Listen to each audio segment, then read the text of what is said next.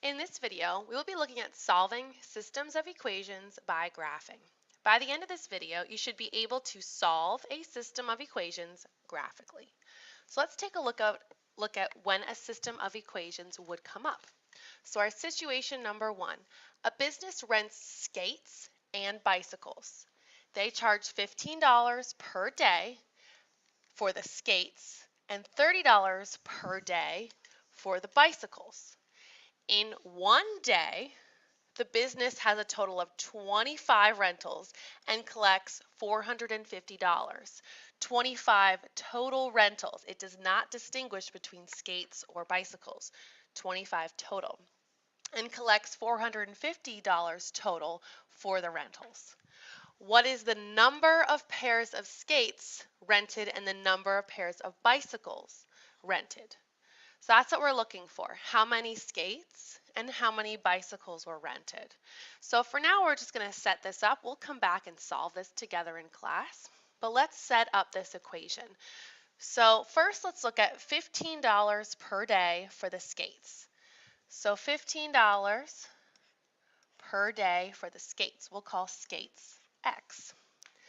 And $30 per day for the bicycles. We'll call bicycles Y.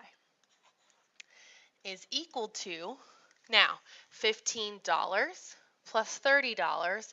Now, I have this choice between, I have a total of 25 rentals and $450. But if you think about it, where we had $15 and $30, so the value I'm going to use is $450. I want to match that up. Now, in our previous lessons, we've stopped there. We've had one equation. A system is two or more linear equations. So I've finished my first equation. Now I need to do my second equation. So for my second one, I know they had a total of 25 rentals. I don't know how many skates and I don't know how many bicycles, but that is what I'm looking for. So I have my number of skates and my number of bicycles rentals equaled 25. So we had two different equations. One that represented the value of the skates and bicycles. The value was in money. And another equation that represented the total of skates and bicycles together. In this lesson, we're going to learn how we can solve this. Today, we're going to look at by graphing. There's other methods as well. So as we just saw, a system of linear equations consists of two or more linear equations in the same variables. So notice here we had x and y. They both have an x and a y. We can also call it a linear system. When we start looking at solutions of a solution of a system is an ordered pair. Remember, an ordered pair is x, y, that satisfies both equations in the system. This ordered pair needs to work for both of the equations. So let's take a look at some graphs. In these examples, we're asked to find the solution. Remember, the solution is an ordered pair to the system of equations by graphing. Okay, so we're going to graph each of these lines and find the solution. So let's look at number one. Okay, so I have my first equation, y equals x minus 1. So for my first equation, I need to know m and I need to know b to graph this. My slope is 1 and my y-intercept is -1.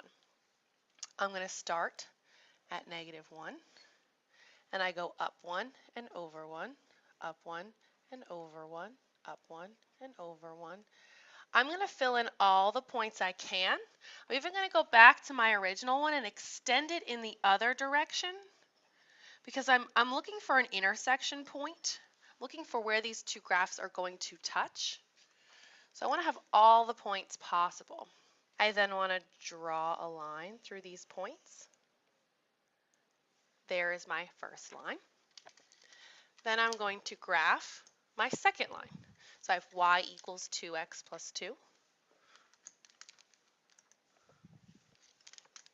So I'm going to look at m and b again. M is 2 and B is 2, meaning I'm going to start at positive 2. That's from my B, and I go up 2 over 1.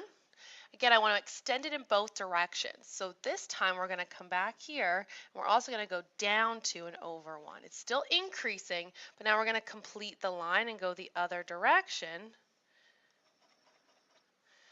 We are going to connect our line first.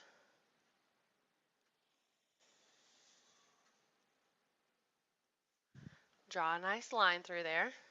And then we want to look where they overlap. And they overlap right here at this point.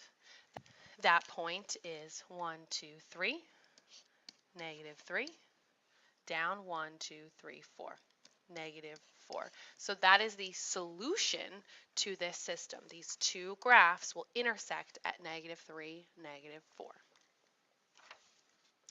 Let's look down on your paper to number 3. This one's going to be the same idea, except if you notice, I have one in standard form. When we're asked to graph and something's in standard form, we try and solve it for y. So let's go ahead and solve this one for y. So I always want to add 2x to both sides. You always want to move your x over first. That one will cancel. So I have 6y is equal to 2x plus 12. Divide each term by 6. Y is equal to 2 over 6 simplifies to be 1/3 x plus 2. And there is my equation. So now I'm going to write m equals and b equals. M is equal to 1/3, b is equal to 2. So I'm going to graph this equation. Start at 2. I'm going to go up 1 over 3. 1, 2, 3. Up 1 over 3. I'm also going to continue my point in the other direction, meaning I'm going to go down 1 and to the left 3, down 1 and to the left 3, just so I have all my points on that graph. Then I'm going to connect my points and look at my next equation. This one's already in slope-intercept form, so I can just identify my m and my b. So my m for this one is negative 2 over 3, and my b is negative 1. So I'm going to start at negative 1, and my slope is negative, so I'm going to go down 2 and to the right 3. 1, 2, 3. Down 2 and to the right 3. And then I'm going to start at my beginning and go in the other direction, up 2 over 3, and up 2 and over 3. And now I'm going to connect my line.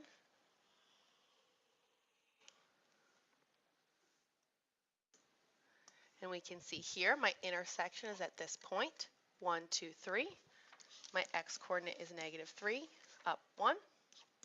That is the solution to this system, the point negative 3, 1. We have x and y. We're going to turn over our paper now. We will come back to numbers 4 and 5 in class. We're going to look at example 6 on the bottom together in the video. So let's take a look here.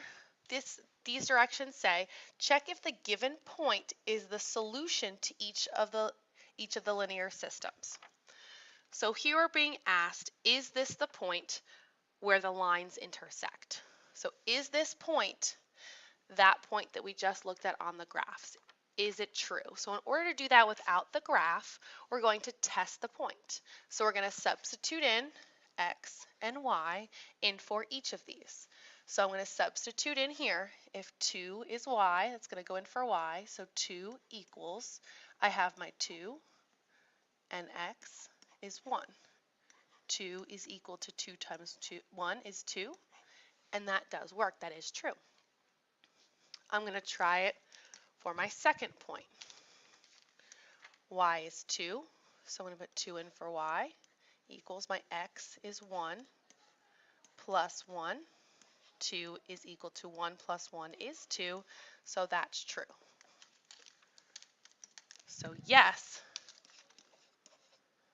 the point 2, 1 is the solution. Okay. We will finish these problems in class. Please make sure you bring your completed notes to class.